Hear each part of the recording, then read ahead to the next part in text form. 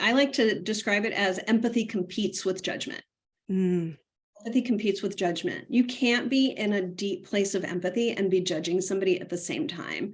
And I get it, right? I'm as guilty as everybody. Have I fallen into that trap? Of course, we all do, and it's normal.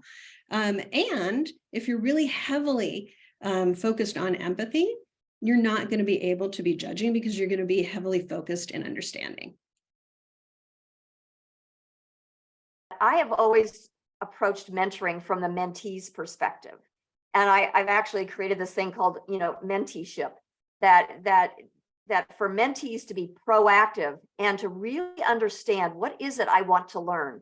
What is the competence that I am trying to gain?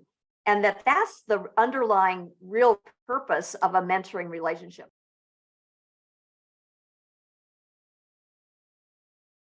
So let's just start off. You've often said that your mission is to eliminate small talk. So I'm wondering how that became important to you and what impact you think it's going to have to eradicate small talk. Yeah.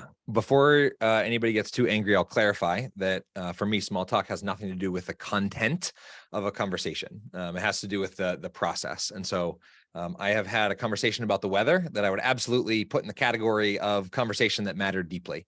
It happened to be with a man named Eugene Clodio, who is a meteorologist, and we were studying seasonal affective disorder. But the idea is, like, you can talk about the weather if the process, if you're really curious about it, if it matters, et cetera. And so I think we could probably double the amount of good stuff that happens in the world if we cut out like idle chit chat just because. Now, I still think you can ask, how are you? What do you do? Where are you from? All these questions, and have it matter.